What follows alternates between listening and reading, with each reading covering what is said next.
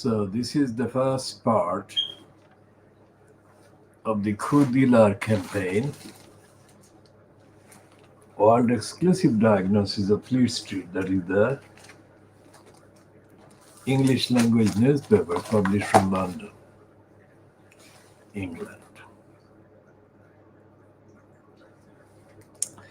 And the editorial in the Financial Times headed How UK Finance Can Thrive After Brexit. This is a typically corrupt promotion for brazen capitalist abuse of society. This one is a plug for the City of London. And it is typically two-faced. It says the City of London needs robust but pragmatic regulation to spur growth. Now, nowhere in the Financial Times today, nor in any of the other papers that together constitute Fleet Street, is there any description of what growth is and what are the stages, what are the actual physical activities that make up growth, and growth to what point, and growth on what basis, on what criteria, and growth on the basis of what evidence that growth is a good thing, and growth from what to what.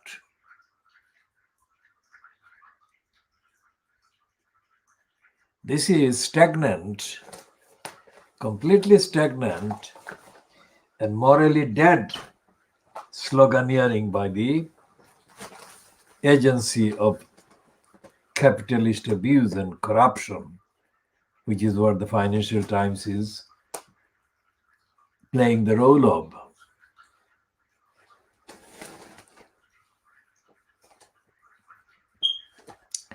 And it says from the shipping and insurance boom that accompanied the establishment of Edward Lloyd's Coffee House in the 1680s to the founding of the Eurobond market in the 1960s. The city, I mean the City of London, the capitalist City of London, has always prospered through innovation. I mean, banality at its extreme prospered. What prosperity? Whose prosperity? And at the expense of what? And the expense of who? And what innovation? Because none of these people, none of these factors is identified, named or identified. Forget about the Edward Lloyd's coffee house. The ordinary people in society are unnamed. The many are unnamed.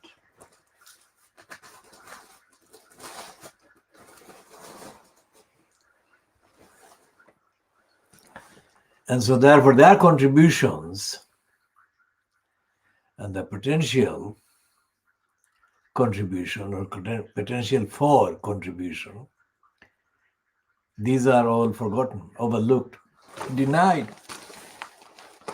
This is one of the two editorials on the Financial Times. And it ends with the claim, the City of London has significant opportunities. The last notable boom followed Margaret Thatcher's Big Bang reforms of the 1986. unfettered. Those freedoms produced a sometimes self-seeking city and fueled the crash of 2008. A post-Brexit reset of rules must liberate and empower, but sustainably in every sense of the word. Now, this is corrupt. This editor of the Financial Times is as corrupt as the last ones. This is banal and stupid. It doesn't recognize society, it doesn't recognize the context, it doesn't recognize the realities experienced by people day to day.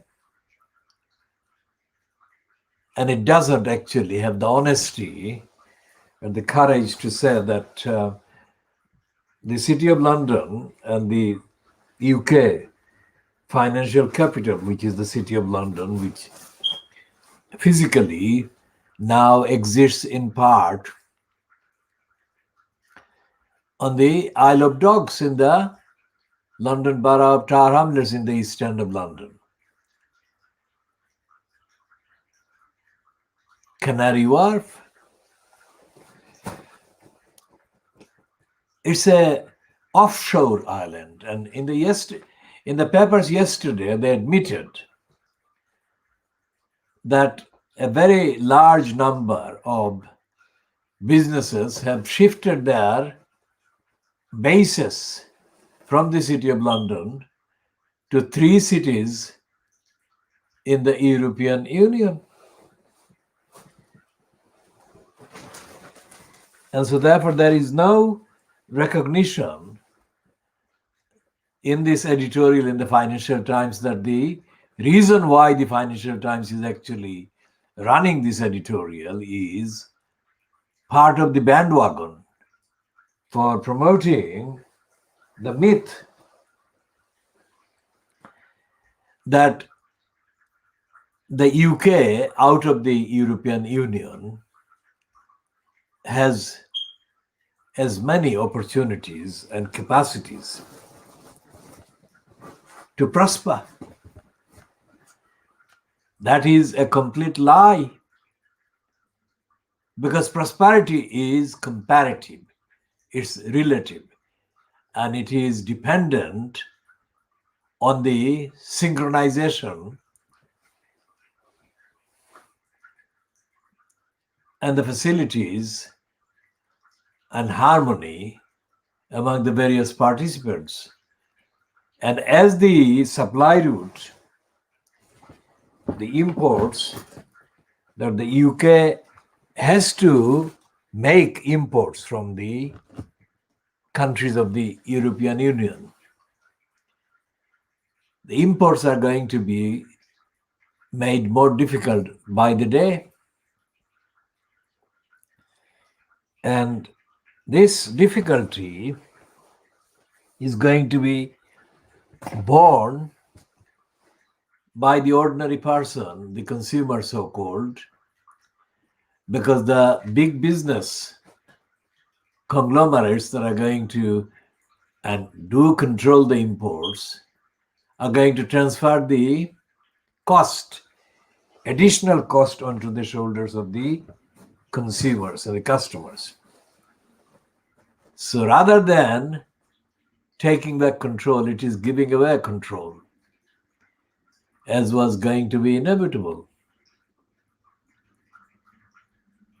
And the stupidity of the Brexiteering, bandwagoning, evident in the Financial Times editorial, fast editorial of today, is repeated and replicated everywhere else in the paper.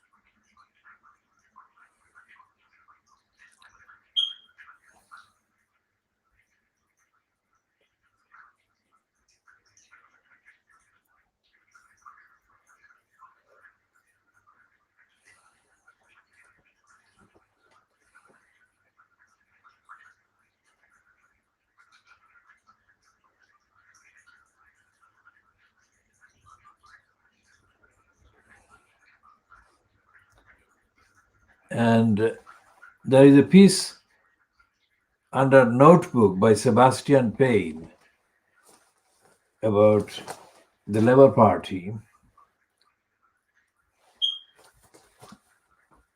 facing hard choices to win back northern heartlands, the northern parliamentary constituencies that Jeremy Corbyn lost to Boris Johnson by capitulating to Boris Johnson in the December 2019 general election, which Boris Johnson couldn't have held without collusion by the idiotic and intellectually lacking Jeremy Corbyn.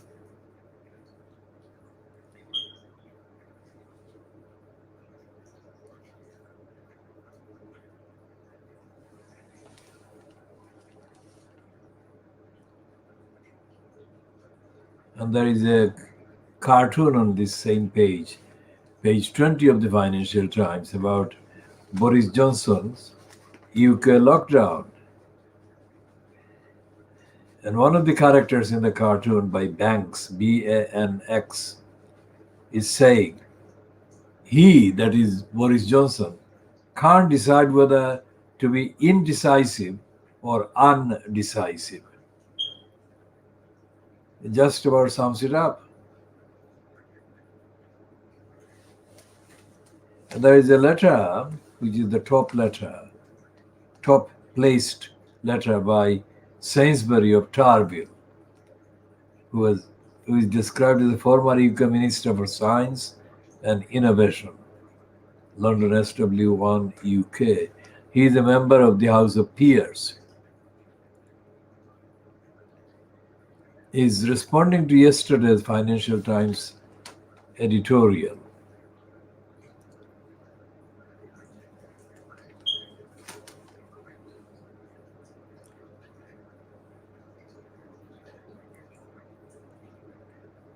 And he's saying, I think before we develop a strategy for post-Brexit world, we need to be clear about the challenge we face. Your editorial suggests that the main cause of our poor economic performance is a weakening of the competition. But an analysis of the different sectors of our economy would suggest that the major problem our companies face is a slow rate of innovation and the loss of competitive advantage in the face of fierce competition from rapidly developing countries such as China, South Korea, Taiwan, and Singapore. Until you can find a way of increasing the rate of innovation of our companies and their competitive advantage in world markets by better technical education, better research and development support, and the reform of company remuneration schemes, we will be stuck with a low and potentially negative rate of economic growth.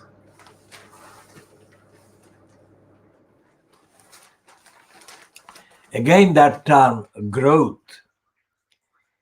What is the growth about and where is the growth?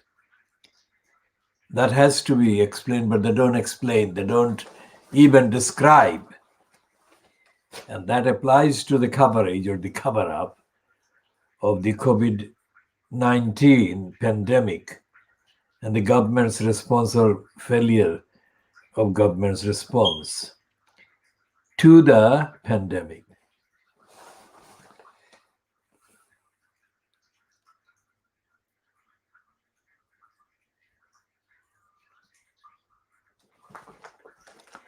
And Sainsbury is saying we need a new economic strategy, but it also needs to be based on some new economic thinking.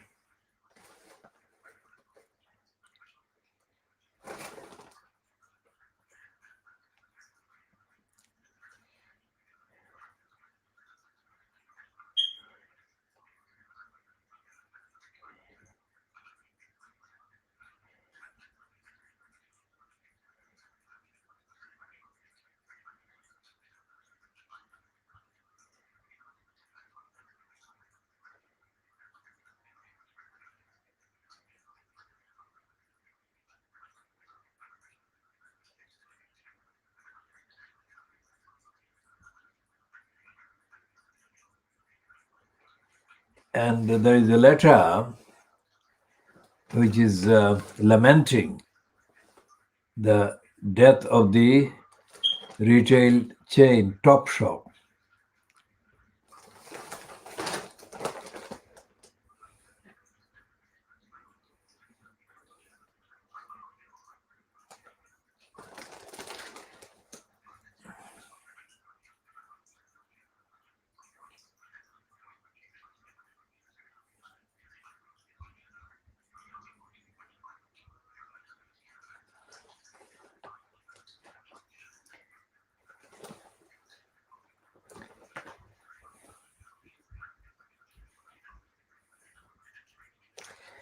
And there is a surprising mention of the vanity project called HS1 and HS2. It is almost embarrassing to mention vanity projects like HS2 or the government's shambles in both the health service and schools. Now, this is a very rare thing indeed. We have been saying, as we have been saying, that for 70 years plus, the NHS has been allowed or neglected to rot, while the health care at the point of need that the NHS was in principle launched to deliver, that has been neglected because the necessary education, the necessary skills and the capacities for the training of healthcare personnel at every stage, at every level, that has not been carried out, that has not been prepared, that has not been delivered. And so therefore the health service at the point of need has not been there. What happens whenever there is a winter and the flu epidemic, and as is now being shown by the pandemic of the COVID-19 virus, the comments in the Fleet Street papers suddenly take on kind of an appearance of emergency and urgency. And there is no shame in their failure to recall or refer to the 75 years of neglect, systematic neglect. Neglect that the newspapers and the reporters and the editors know have been exhibited against the evidence.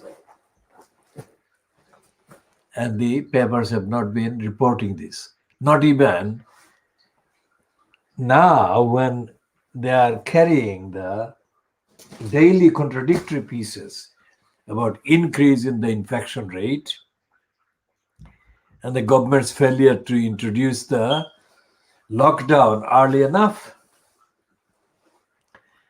and the resulting deaths of thousands of people because of the failure or refusal by the government of the cabal fronted by Boris Johnson. The only paper that is talking about Boris Johnson having run the course and being overdue for replacement by somebody else who they are saying is competent is the Daily Mirror. They are saying in the headline that Johnson should stand aside. They're not saying the word resign, but that's what effectively it comes to. And the fact that they are saying that he should stand aside shows their own kind of lack of honesty to speak the whole truth and nothing but the truth, and to say that Johnson has actually neglected. Not only is he not fit to be in that post, but he has been too leniently treated by Fleet Street, which still gives him more credit than he ever deserves for anything. And there is no mainstream piece by any of the Fleet Street papers about Keir Starmer being theoretically kind of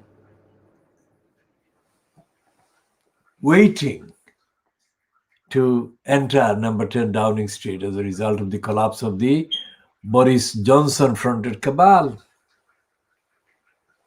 And the reason why there is no mainstream mention in any of the Fleet Street papers about Keir Starmer, he is mentioned, but he is not given any credit for any creditable, serious piece of commentary or comment on the lack of successful action that could be taken and have not been taken by the Boris Johnson fronted cabal.